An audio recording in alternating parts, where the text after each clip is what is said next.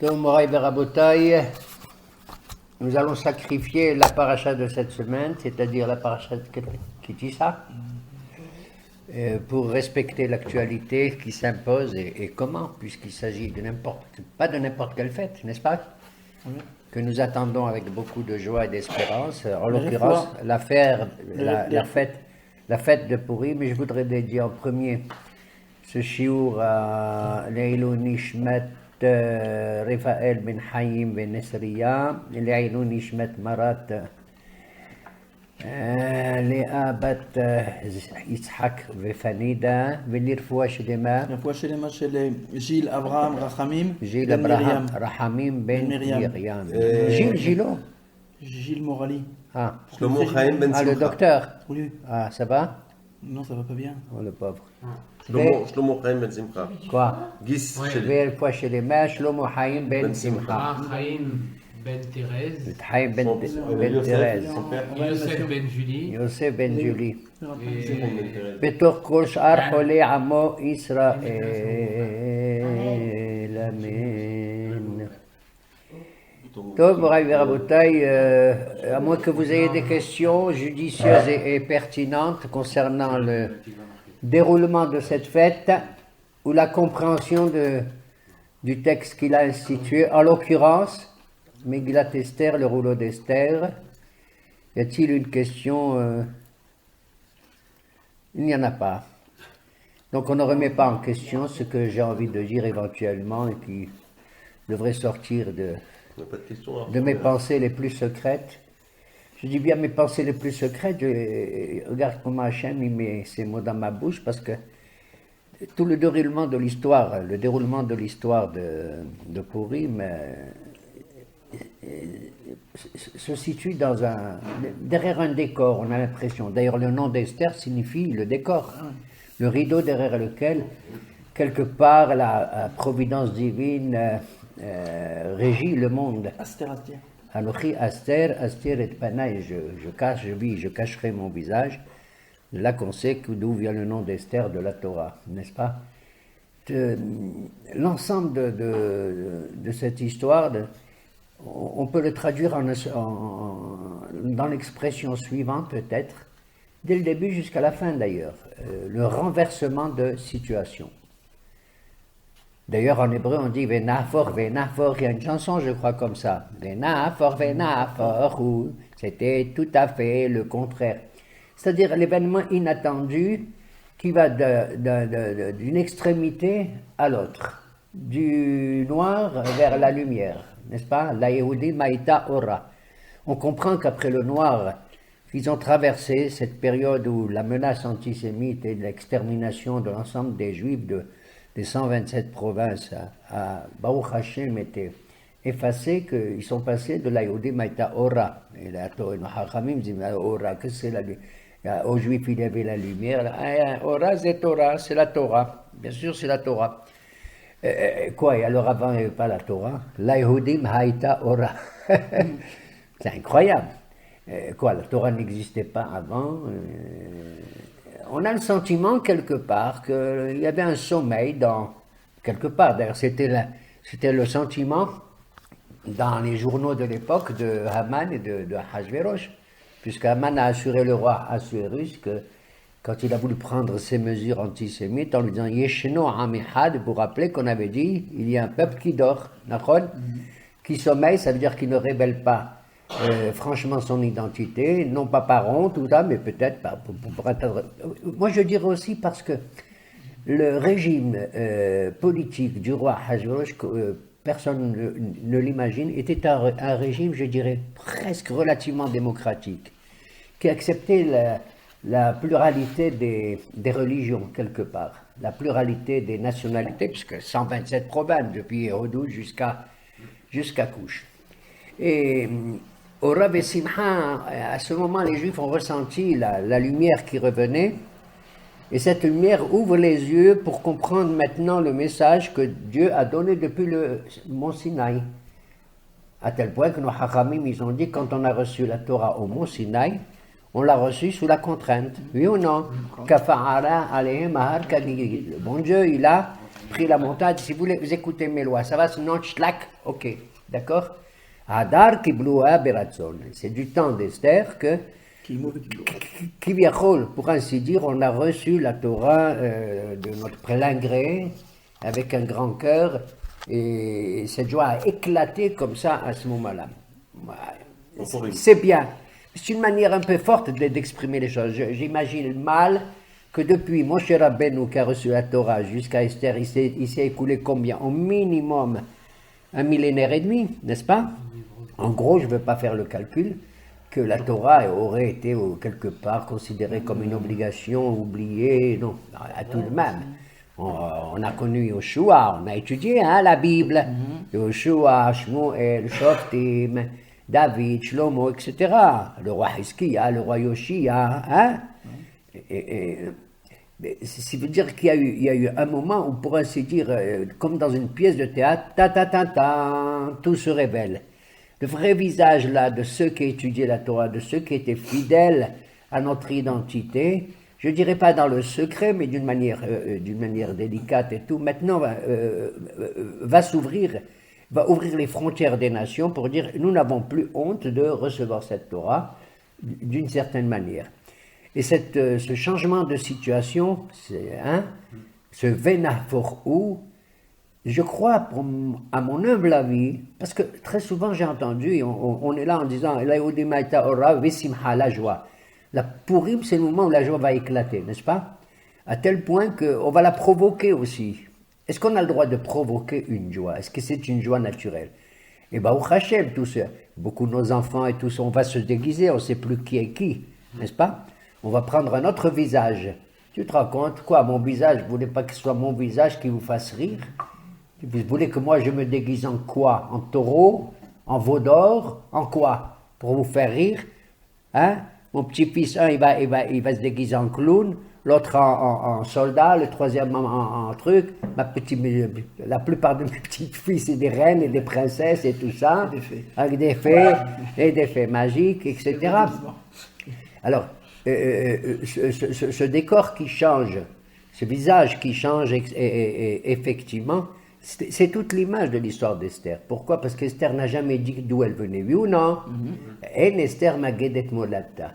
Esther, dès lors qu'elle est entrée dans la cour royale et qu'elle a été choisie parmi des centaines et des milliers d'autres femmes qui ont, pour s'apprêter à devenir belles, ont mis 1 an à se préparer. Tu sais comment elles sont, les femmes?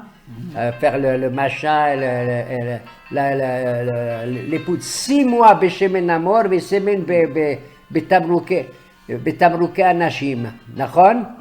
6 mois betabrouke anashim, etc., etc.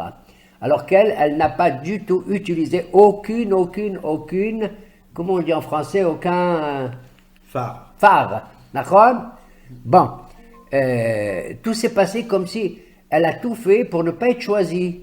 Or, Nafochou, un changement de situation, c'est elle justement qui va être choisie. À tel point que nos Hachamim disent, elle avait un visage qui n'avait rien de particulier, de détonnant, c'était pas Miss Univers, ni Miss Suze, qui ne s'use que si l'on s'en sert. Eh bien, elle a tout fait. Elle était Yerak Roket, disent nos Hachamim. Elle avait un teint comme ça, mi figue, mi raisin, comme on dit, Et pourtant, c'est elle qui va être choisie, à tel point qu'elle va trouver grâce dans les yeux de tout le monde. Les Congolais, ils vont dire, comme elle ressemble à une Congolaise. Les Belges, c'est une Belge. Les Suédois, ils vont dire, c'est une... Et les Français, alors je te dis, pas allons enfants, etc., etc. Alors, si vous voulez, tout se passe dans une espèce de décor caché, comme ça, Toutes les situations sont à fond. Pourquoi? Et c'est ça qui, à la fin, va provoquer le rire. Très souvent, vous savez, le rire le plus beau, peut-être, c'est celui qui est le fruit de la tristesse. Le fruit d'un cœur qui est angoissé. Et dès lors qu'il sort de son angoisse, et des problèmes terribles qu'il doit affronter, alors ce rire, il est merveilleux. Parce qu'il est le signe de quoi? Il est le signe d'une renaissance, d'une vie qui revient. Je crois que la simha, ici, la yodim taravi simha, la vraie simha, c'est la joie. C'est la joie, c'est la vie. Or, si la joie, c'est la vie, donc la vie, c'est la joie. Je n'ai pas dit villageois. Donc la vie, c'est la joie. Vous avez compris? Ça veut dire, dès qu'on a de la vie, Baruch Hashem, le Hayim, eh bien, il faut estimer, peu importe le degré de cette vie qui est en nous, et son étendue, et sa longueur, peu importe, elle comporte en elle de la joie. Mais Hayim et Tim, c'est une espèce de résurrection des choses. Et cette explosion-là, c'est la véritable Simha. Je ne dis pas que la joie, c'est quelque chose d'imprévisible toujours, etc. Il faut savoir la mûrir et la nourrir en soi. La joie, c'est comme manger. Si tu ne manges pas, tu crèves de faim. Si tu ne respires pas, tu étouffes. D'accord? Mais je pense indépendamment du fait que la joie ne dépend pas toujours de l'extérieur. J'écoute un clown, je vois un humoriste. Oui, de temps en temps, le clown et l'humoriste, etc., et la blague, peuvent servir, mais en tant que remède, en tant que médicament. Ah, je ne suis pas bien, je vais prendre un cachet. C'est vrai, on n'est pas bien comme ça. Tiens, ce soir au théâtre, il va passer Louis de Funès, Rabbi Jacob, etc., par exemple. Vous voyez ce que je veux dire? Mais ce n'est pas la vraie joie. Vous comprenez? C'est un médicament, c'est un remède de passage, certes nécessaire, mais il n'est pas c'est pas le fin fond c'est pas l'essence même de la simha. C'est pas l'essence même de la simha. La simha, c'est quand tu crois quelque part, il me semble. Je veux pas être un philosophe, mais vous parlez à vous très simplement. Quand tu sens que tu es soumis à une loi apparemment contraignante, fatigante, qui ne change pas, qui est monocorde, monolithique, où les jours se répètent, et rien de nouveau arrive. Le hidouche n'est pas là. Vous voyez? Et je travaille tous les jours, et je suis fatigué, et je pense à ça tout le temps, et ça n'évolue pas. C'est quand je suis dans un hok, dans un décret naturel, de la nature. La nature ne change pas, monsieur. Or, un Ben Israël, un enfant d'Israël, c'est quelqu'un qui doit savoir que la nature cache quelque chose d'intéressant, mais ce n'est pas elle que je vais vénérer, comme le veau d'or, etc. Ce qui va me sortir de la nature, ou épouser la nature, le meilleur qu'il y a dans ma nature, c'est la parole de Akadosh Baruch Hu, qui peut intervenir à travers un miracle. Le miracle d'Égypte était un miracle évident. Naron, la mer elle s'ouvre, la manne elle tombe du ciel. Je ne parle pas d'Aman, toi encore. Hein, parce que quand il est tombé du ciel à Aman, elle a dit, il a dit Esther, quoi. Et donc, oui, ça. D'ailleurs, moi, quand je finis Pourim, toujours, je raconte aux gens. J'ai intitulé un poème que j'ai écrit qui s'appelle « Si Pourim m'était compté ». Alors, ceux qui comprennent l'hébreu et le français, ils comprennent. Maintenant, les frangaouis, là, comme je ne veux pas dire ici de qui je parle, mon frère, je ne sais pas s'ils ont pigé cette blague. Tu comprends? Et donc, ce que je veux dire par là, c'est que, quelque part, nous devons espérer que Akadosh Baruch Hu va nous faire sortir du décret de la nature, du hok. Le hok, c'est hakak, c'est incrusté, c'est l'irréversible, c'est quelque chose qui ne change pas. Comment on dit en hébreu le rire? Ta-ta-ta-ta. C'est hok. Je le lis en deux mots. C'est hok. Sors du hok. Sors de ce qui est toujours ce décret qui est figé, comme les lettres qui sont gravées à l'intérieur de la pierre, comme les lettres des 10 commandements que Moshe il a cassé, il a eu raison, il a libéré les lettres qui se sont envolées. Alors pourquoi est-ce qu'on a besoin que la simcha soit un ordre? La simcha n'est pas un ordre, excusez-moi, si je traduis cette phrase, et vous avez raison, qui est citée non pas dans la Gemara de Megillah de Purim, mais dans celle de Ta'anit, d'ailleurs du jeûne, et qui dit comme ça, Mishe nichnas av mema'atin besimcha. Quand le mois de Av vient, on diminue la joie. Et quand le mois d'Adar rentre, on augmente la joie. Mais en vérité, tous les autres mois, et y compris ceux-là, comme la joie, elle est là. On ne t'a pas demandé de manifester de la joie, on t'a dit d'augmenter la dose de la joie. D'accord? Ça veut dire qu'il faut tout le temps, c'est ton devoir. Ivdu et Hashem besimha. Servez l'Éternel dans la joie. Et il est dit que ceux qui font des mitzvot et qui n'éprouvent pas quelque part un bonheur de la faire, comme il est dit dans la paracha de Kitavo, Tahat asher lo avatem et Hashem Elohechem besimcha uptuv levav.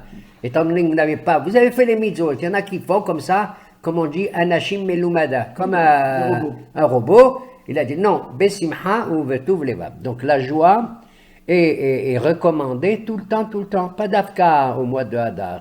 Et même au mois de Av, on dit tu conserves la joie, tu la diminues un peu sans plus. Et donc si vous voulez, cette joie-là, elle ouvre les yeux devant le fait qu'on n'a pas fait attention, que même dans des situations difficiles et tout, il faut mettre sa joie et son espérance dans Kadosh Baruch Hu, qui va nous faire sortir de ce dédale, de ce labyrinthe ce labyrinthe humain ou légal dans lequel nous sommes, l'être humain est enfermé. Voilà pourquoi le mot rire en hébreu c'est tsehok, c'est le mot de tsehok. Peut-être une des raisons aussi pour lesquelles cette histoire de Purim, elle se déroule toujours autour de quoi? D'un festin. Le festin est une provocation. La joie, je vais vous dire aussi, peut-être, il me semble, c'est pas quelque chose de personnel. Dis-moi, si je suis tout seul dans ma maison et je me mets à rire tout seul et que quelqu'un me photographie, hein, il y a une télévision, n'importe quoi, une caméra, qu'est-ce qu'il va considérer que je suis? Je suis fou. Je suis malade. Maman, je suis malade. Si je me mets à rire tout seul. Non. Pour que la joie soit valable, il faut qu'elle soit communicative. Il faut qu'elle s'adresse. Il faut que la joie soit une espèce de dialogue aussi. S'il n'y a pas de dialogue, s'il n'y a pas de vis-à-vis, si cette joie intérieure est que pour moi, c'est une joie, ce que j'appellerais, même si j'en profite entre guillemets, mais elle n'est qu'égoïsme. Je regarde de moi-même et à la limite, ça me fait peur parce que je ris de moi-même. Je ris ma mâche de moi-même. Ce bonheur que j'ai d'exprimer ma joie, je voudrais que l'autre aussi la sente et je voudrais sentir aussi la joie de l'autre à mon encontre. Il y a un échange vraiment dans la notion de simcha. Voilà pourquoi les mitzvot de Purim qui accompagnent, c'est Aleph, Mishloach, Manot, Ish Lere'ehu et Matanot Laevionim. En dehors de l'aspect religieux, spirituel, d'écouter l'histoire de la Megillah, selon les règles halachiques comme il convient, et de sorte qu'elle a été comme ceci, là je ne vais pas m'étendre là-dessus, qu'est-ce que c'est qu'un rouleau? C'est le seul texte biblique qui ressemble quelque part, puisqu'il est écrit dans un clap, à la Torah, au Sefer Torah, n'est-ce pas? Bien sûr, c'est moins rigide que l'écriture de la Torah, où une lettre qui manque qui est en plus rend pas soul le Sefer Torah, mais c'est un rouleau, parce que c'est pas un livre, Esther, c'est écrit là-bas, Igeret, comme une lettre qu'on doit ouvrir intégralement. Ça, j'aime bien ça, ouvrir. Pourquoi? Dis-moi, quand tu lis dans la Torah, toi, à la synagogue, tu ouvres intégralement le Sefer Torah pour lire la paracha de demain? Non. Pourquoi moi, maintenant, les rabbins, ils m'obligent, dans la loi, que c'est des gens extraordinaires. Ils me disent, pour lire dans le Megillat Esther, je dois ouvrir du début jusqu'à la fin, et c'est là que je dois lire. Maintenant que je dois lire, pas avant. Je ne dois pas dérouler au fur et à mesure. Tu trouves pas ça étonnant? Hein? Ça veut dire que tu dois avoir un regard général sur tout le texte, même si tu n'as pas lu encore. Sache que la fin de l'histoire, elle commence déjà au début. Il y a un lien entre le début d'Esther et la fin de ce rouleau, d'accord? Ceux qui ne supportent pas ça, ils vont dire vraiment, là, je suis au bout du rouleau. C'est vrai, d'accord? Mais il faut que tu l'ouvres intégralement. Et c'est ainsi que le Hazan, qui doit lire la Kriyat de la Megillah, il doit mamash, il doit faire ça comme ça. D'accord? C'est pas que le Hazan qui c'est comme une lettre. Qui doit l'ouvrir entièrement. Nous, quand on lit sur un clave. Mais je parle du Hazan, Baba. Mais c'est de ça que je parle, du rouleau. Non, le Hazan. Maintenant, le lecteur, le fidèle, il fait ce qu'il veut. Il peut prendre un livre de paracha. Non, mais quand on suit sur une Megillah avec j'ai dit, quand il y a une Megillah, si tu fais comme le Hazan, c'est bien. Tu fais pas, c'est pas grave. Ce qui compte pour être yotze, pour être fille de la mitzvah, c'est d'écouter le Hazan. Ouais. Peu importe qu'est-ce que tu as dans les mains. Que tu aies un livre imprimé ou une Megillah et tout, tu veux l'ouvrir. Moi, je le fais aussi, j'ouvre ma Megillah, je l'écris. Moi, j'écris Hasra une Megillah et tout. Tu l'ouvres entièrement, tu fais pour te rappeler la mitzvah, comme on dit. Que si un jour on te demande à toi de la lire, tu feras comme ça. T'as compris? C'est comme une igeret. Une igeret, c'est quoi? C'est une lettre, une communication. D'accord? Une communication, tu vois, on sort tout là. Mesdames et messieurs, j'ai l'intention, l'honneur de vous informer que... C'est ça. T'as compris? Donc, tout se passe comme si le déroulement de Purim ne peut pas être compris s'il est haché. Voilà pourquoi, je vous l'avais dit une fois, je crois, je ne sais plus si c'est ici ou ailleurs, qu'il y a des controverses entre les rabbins pour savoir à partir de quand doit-on lire ce texte, qui est assez long d'ailleurs. Alors, il y en a un qui dit c'est à partir du moment où Ahasverosh, le roi Ahasverosh, a nommé Haman, waouh, au pouvoir Premier ministre. C'est là que ça a commencé les choses. Terrible. Voilà, c'est là l'événement, il a commencé là. Un autre dit non, c'est quand Ish Yehudi Hayya Beshushan Avira, il y avait un juif qui était dans la capitale de Suse, il s'appelait Mordechai. Tu sais qui c'est son père? Yair, son grand-père, Shimaï, son arrière-grand-père, Kish Taratatata. T'as compris? C'est là qu'il faut commencer, dit, je crois Rabbi aussi. Un autre dit non, qu'est-ce que tu racontes? Il faut commencer là où il y a le Tokef, comme a dit Esther. Esther a écrit dans la Megillah, j'ai écrit comment dire, la tension la plus forte qu'il y a, où tout le changement de situation s'est fait.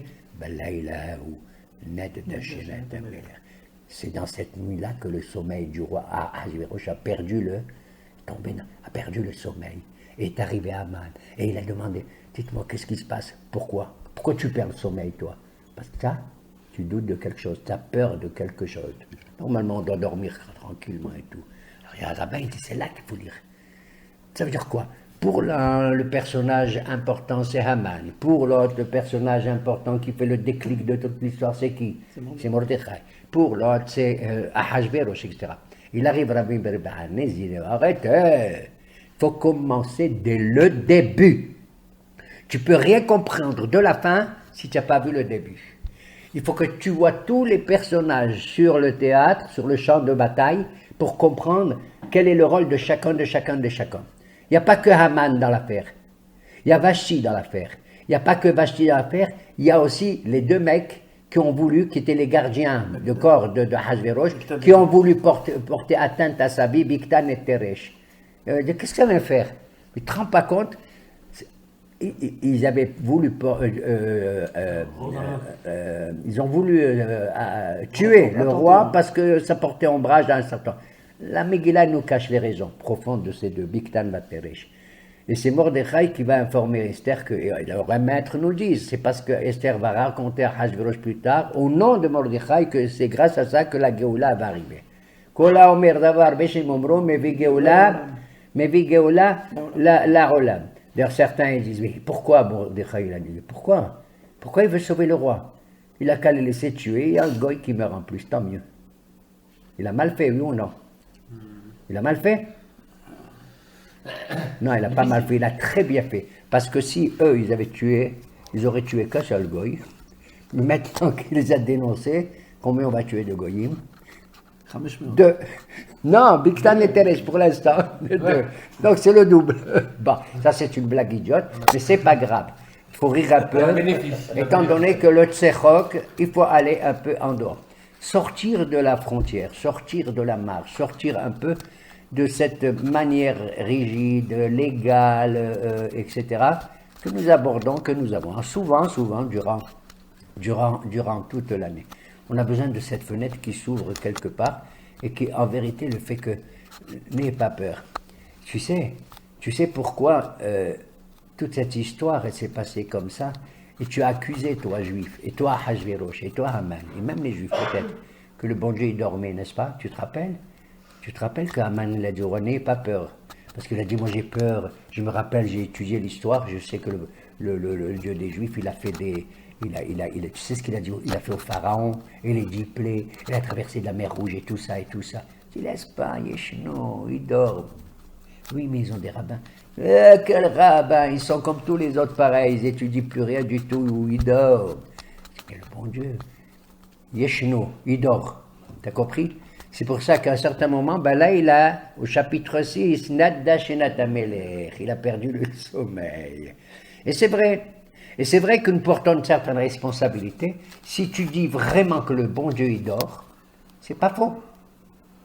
C'est pas faux. Apparemment, il dort. Tu sais pourquoi il dort, le bon Dieu, et qu'il ne s'occupe pas de nous? C'est parce que nous dormons.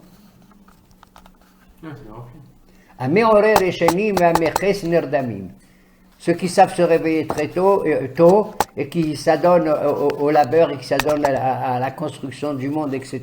Vous avez compris? Si toi tu dors, ben ton cerveau il dort, et ton cerveau il dort, et tout le reste il dort. Si ton cerveau il dort, qui c'est qui a créé ton cerveau? Si ton cœur il dort, qui c'est qui a créé ton cœur, etc. Tu es seul, tu es enfermé dans l'oubli total. Bien sûr, celui qui dort, il endort le bon Dieu. Il endort le bon Dieu. Comment tu veux espérer, toi, qu'il se réveille? Comment tu veux, toi, qu'il se réveille véritablement? Donc, toute l'histoire, encore une fois, sans entrer dans les détails, il faut lire le rouleau lui-même, c'est ce changement de situation. Hein? Ce changement de situation et cette explosion de joie, hein, qui n'est pas, comment dirais-je, légiférée. Parce qu'on voit, il y en a certains, comme on a dit, il y en a qui se déguisent, il y en a qui boivent un peu. Il y en a qui boivent même beaucoup, c'est pas bien. Bon, il faut boire de telle sorte, comme dit Rambam, que tu éprouves une petite... et que tu ailles te reposer un peu. Radam, comme il dit le Maïmonide, Rambam, jusqu'à ce qu'il trouve le sommeil. Pas comme je vois des fois des gens que Dieu préserve qui sont allongés par terre dehors dans les rues. Mamache, allongés dehors. Et des gens très, très, très religieux. Des gens très, très, très religieux. Or, je disais donc que la joie, hein, elle peut être provoquée comme un remède par le clown, par la joie, par une blague qu'on raconte, si c'est un humour intéressant et tout. Si c'est un humour vraiment intéressant et tout, bien sûr, c'est normal. Médicament. Comme un petit médicament, mais l'essence même de la joie, encore une fois, je crois peut-être que c'est une harmonie. Moi, je n'ai pas de joie si mon âme elle est joyeuse et pas mon esprit. Je n'ai pas de joie si mon esprit est joyeux et pas mon corps. Et donc, comme on sait très souvent, vous le savez, Nefesh, Ruach et Neshama, nous sommes faits de 3 étages qui se communiquent les uns les autres. C'est comme si tu dis le cerveau, le cœur et le foie. Dis-moi, tu vas enlever un de ces organes et tu vas être heureux? Pas du tout. Les 3 doivent fonctionner comme il convient pour que tu te sentes en forme. Donc il faut que ta vie physiologique, c'est le nefesh, ta vie intellectuelle ou sensitive, c'est le ruach, et ta vie spirituelle, élevée, neshama, l'âme, il faut qu'il y ait un équilibre juste entre ces 3 facteurs-là, et que l'un il dise à l'autre sa joie, que l'un il dise à l'autre son bonheur, que l'un il transmette la vie qui lui est spécifique à l'autre. Moi je ne suis pas vivant si ma vie physiologique, mon nefesh, ne vit qu'au nom du nefesh et rien d'autre. Et je mets une frontière, je mets des murailles devant mon ruach, devant mon esprit. Et c'est pareil, si j'ai de l'esprit, mais je n'ai pas de force, de nefesh et de vie physiologique et tout, je serai malheureux. C'est pas une joie. La joie de mon esprit, c'est pas ma joie. La joie de mon âme, c'est pas ma joie, c'est elle est coupée aussi de mon esprit et de mon corps. Il faut que les 3 trouvent quelque part leur source et qu'ils se réveillent en même temps. Vous comprenez? En même temps. C'est comme moi, celui qui a 3 enfants, il doit les aimer les 3, pas un plus que l'autre. Sinon, il va y avoir un problème, comme Yosef qui a été vendu en Égypte. Et je ne dois pas préférer l'un par rapport à l'autre. L'amour ne se divise pas comme ça. Il doit être plein et entier. Bien sûr, il est relatif par rapport à tel jour, par rapport à l'âge, mais c'est évident. À mon fils de 20 ans, je ne vais pas lui offrir comme cadeau la même chose qu'au petit de 10 ans qui je vais lui offrir une bicyclette. Nachon? Pourquoi? Parce que la bicyclette de mon petit de 10 ans, c'est un bonheur immense que je lui fais, plus que le beau costume que je vais offrir ou la voiture que je vais offrir à mon fils de 20 ans. C'est des rouleaux. Donc, la relation et la relativité, c'est quelque chose d'admissible, tout à fait admissible, et permettent un vrai bonheur, bien sûr. Chaque chose, comme la nature, tu as des montagnes et tu as des vallées, Moi, j'aime autant les montagnes que les vallées. Et j'aime autant les vallées que les montagnes. Et j'aime les deux, comme ça. Alors, il faut justement... Or, la source de cette joie-là, elle passe à travers le service que je fais vis-à-vis de Akadosh Baruch Hu, qui est le maître de la vie, le maître du bonheur, le maître de la Barnassa, hein, et le maître du Mazal, et de la joie, et de la chance, et tout ce que vous voulez. Sinon, j'oublie la source, j'oublie le début c'est pour ça que j'ouvre tout le parchemin, et je vois tout le parcours de ma vie, et je comprends. Si je vois depuis le début de ma vie, depuis ma naissance, jusqu'à 120 ans, si Dieu veut, alors je vais voir qu'il y a quand même des passages où j'ai rigolé, des passages où j'ai, oh là là, comme qui? Comme la pauvre Esther qui est enfermée là-bas, dans cette cour royale que tu crois qu'elle a le bonheur. C'est pas vrai. Et si on a été sauvé, c'est grâce à elle. Et moi, je me suis posé la question, j'ai pas vu dans le livre, le rouleau d'Esther, et j'ai eu honte de dire ça moi-même. Je ne les ai pas vus chanter, je ne les ai pas vus prier, je ne les ai pas vus rien faire. Je me suis trompé. Moi, je me suis dit au début, tu sais, Mordechai, il a crié, il a crié, il a hurlé d'avoir qu'il va y avoir un malheur, un génocide et tout, comme ça. Et il va voir Esther, elle dit, qu'est-ce que tu t'habilles comme ça? On ne peut pas voir le roi comme ça, avec ton sac et tes cendres comme un endeuillé et tout. Il lui a dit, tu sais, tout repose sur tes épaules. Tu te rends compte sur les épaules d'une femme comme elle? Mais tu sais pourquoi tout change, c'est un nahforou. Cette femme, moi si je la vois, j'en sais rien, je ne l'épouserai pas comme une reine, comme une femme. Le roi de tout le monde entier, il épouse cette femme, qu'est-ce qu'il a vu? C'est incroyable. Kadosh Baruch Hu, il a mis dans les yeux de tout le monde ça et ça et ça. Qu'est-ce qu'elle dit? Et je me suis trompé. J'ai cru qu'ils n'ont rien fait pour parler au bon Dieu, qui est absent de ce texte. Elle leur a dit, Besoumu alay, Sheloshet Yamim. Oui, je vais rentrer. Je ne suis pas invité à me rendre chez le roi, mais je risque la mort, parce que vous le connaissez comment il est. Vous allez jeûner pendant 3 jours et 3 nuits. Et vous n'allez pas manger, vous n'allez pas boire. Elle répète, Soumu alay, ve'al tochlu, ve'al tishtu. Ne mangez pas, tu sais quand est-ce qu'il est tombé? En plein Pessah. Tu te rends compte? De quel droit? Le Hachamim dit, tu n'as pas honte de dire quel droit? Tu ne sais pas que Esther, elle fait partie des 7 prophétesses. Il y a eu 7 femmes qui étaient prophétesses chez nous. Et la dernière de l'histoire, c'est elle, c'est Esther. C'est celle, la biche de l'aurore. On lit le psaume 22. Mesdames et messieurs, n'oubliez pas. Kavbet. On lit le psaume 22 que David il a écrit par prophétie aussi sur Esther. Qui c'est Esther? Tu sais comment elle s'appelait dans les journaux? La biche de l'aurore. Ayelet Ashahar. Va. Tu es en plein dans la nuit et tu vois comment l'aurore, or, comme en français, 2 fois le or, c'est Esther comme ça. Et tu sais ce qu'elle a fait, c'est incroyable. Parce que quand ils ont jeûné, je crois qu'ils ont fait que jeûner, 3 jours, moi je ne tiendrai pas le coup. J'arriverai pas. 3 jours, si tu ne bois pas, tu es foutu. Tu es foutu. Elle a dit, vous allez juger sous moi, alay, sur moi. Tu te rends compte, sur moi. Moi et mes jeunes filles qui m'accompagnent, on va également jeûner. Et Mordechai devient fou. Et il y a des juifs qui disent à Mordechai, mais tu te rends compte, il faut qu'elle parle au roi, il faut qu'elle ait de l'esprit, il faut qu'elle soit forte, il faut qu'elle mange elle. Il dit non, regardez, sa force et son esprit et tout, regardez, dans sa faiblesse, 3 jours de jeûne, elle va au 3e jour pour parler au roi, lui dire s'il te plaît, je t'invite à un festin. Elle invite au festin, tu sais ce qu'ils disent Hachamim? Les deux, Haman et Mordechai, ils bouffent, ils mangent, ils boivent, et elle, qu'est-ce qu'elle fait? Elle jeûne. Ils ne se rendent même pas compte qu'elle jeûne. Regardez, une femme qui jeûne 3 jours comme ça, et qui trouve la force, comment grâce à elle et maman, comme ça. Et je vous ai dit, c'est incroyable de voir comment, et c'est lié à la psychologie de la Perse et de l'Iran actuel, etc. D'ailleurs, vous savez que la tombe de Esther et de Mordechai se trouve là-bas, en Iran, près de Téhéran. Shushan? Non, près de Téhéran. Bon, ce qu'on appelle Téhéran maintenant. Shushan, c'est dans le pays de Elam, qui appartient aussi à... C'est un grand empire, 127 provinces. Il y aurait aussi là-bas la tombe d'un prophète qui s'appelle Nahum. Vous connaissez les 12 prophètes, ce qu'on appelle les 12 petits prophètes? Oui? Non. Nahum. Ah, tu connais pas, Boualik. Et il y en a un autre qui s'appelle Ézéchiel. Il est connu celui-là. Oui. Bon. Il est là-bas. Oui, il est là-bas. Entre frontières Irak-Iran, je ne sais pas exactement. Le Nabi Hezkel, il est là-bas. Bien sûr qu'il est là-bas. Bien sûr qu'il est là-bas. Et donc, c'est elle qui va réveiller, pour ainsi dire. Elle ne va pas réveiller le bon Dieu. Bien sûr qu'elle ne va pas le réveiller.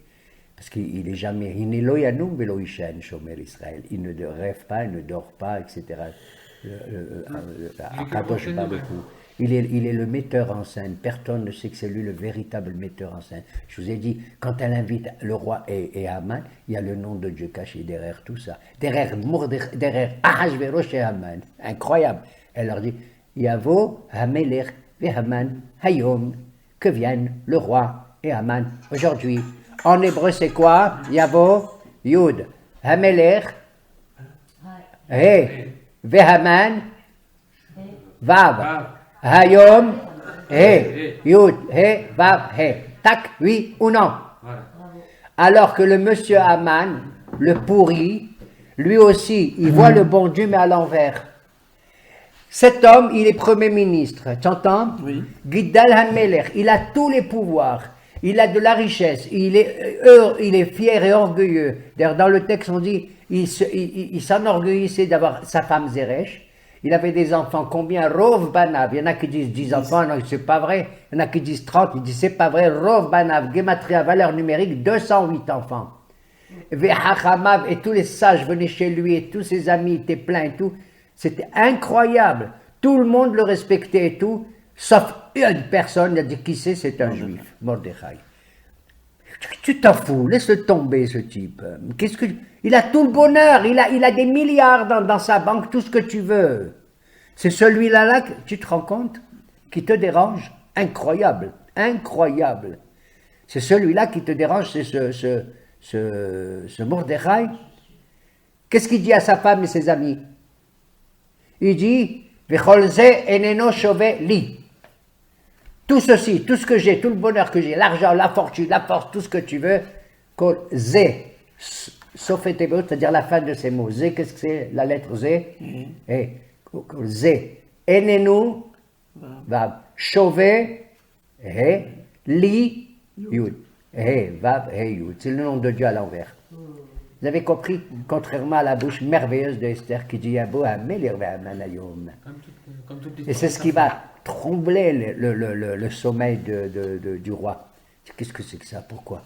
D'autant qu'elle dit venez au festin. Elle leur fait un festin. Donc qu'est-ce que tu veux? Pourquoi tu nous as invités? Non. Je voudrais vous refaire un autre festin demain. Alors là, tu sais, ça trouble un peu. Tu te rends compte? Quelqu'un, il t'invite, tu ne te dis pas pourquoi. Alors tu te mets à penser, tu te dis qu'est-ce qu'il y a? Ou en bien ou en mal. D'abord, et pourquoi elle m'invite à moi? D'accord, on fait un dîner aux chandelles, moi et ma femme, ça va. Qu'est-ce que tu m'invites celui-là? Même si c'est le Premier ministre, il n'a rien à voir avec moi. Oui, je veux l'inviter le lendemain aussi. Vous avez compris? Tout ceci a troublé le sommeil du roi Ahashverosh de se dire, il se passe quelque chose entre Esther et Haman. Ils sont complices pour faire ceci ou cela. Vous avez compris? Tout ceci se passe derrière un décor comme ça de festivité, tout ça. Hein? Un jour, moi, j'ai écrit une comédie musicale là-dessus. Oui, concernant le festin de Ahashverosh. Quand le roi de Suse boit du vin pur et s'amuse, boit du vin pur et s'amuse à Suérus. Il enlève sa couronne et à qui la veut la donne, et à qui la veut la donne à Suérus. T'as vu? Et tous les invités chantaient. J'ai bien mangé, j'ai bien bu, j'ai le ventre bien tendu. Merci à Suérus. Yahassara, c'était à Marseille au théâtre. On l'a avec fait. Avner. Il jouait le mot mon serviteur. J'étais Haman. Je n'osais pas le donner à un de mes élèves, les pauvres. Ils étaient contents, il était Mordechai, l'autre, elle était Esther, et l'autre ça. À qui je vais donner Haman? Je vais le prendre sur moi. Pourquoi j'ai pris moi le rôle de Haman, vous savez? Parce que quand je regarde méchamment, ça se voit. Et c'est mon vrai masque. Les gens se déguisent. Moi, j'ai pas besoin. Mon rictus suffit. Oui. Et il a chanté à Ahashverosh. vous les femmes, tararay, dai, dai, dai, dai, dai. Quand il a invité qui? Quand il a invité Vashti. Quand il a invité Vashti, il a senti ça. J'ai oublié les mots maintenant, tu te rends compte, j'ai oublié les mots. Et quand Aman a rencontré, comment il s'appelle, Mordechai, qui voulait le tuer, c'est ce qu'il a chanté? Et vous allez m'accompagner. Oh Mordechai, prends garde, oh Mordechai, prends garde à toi. Si jamais tu ne te prosterneras pas, mon honneur est flétri. Si jamais tu ne te prosternes pas, mon honneur est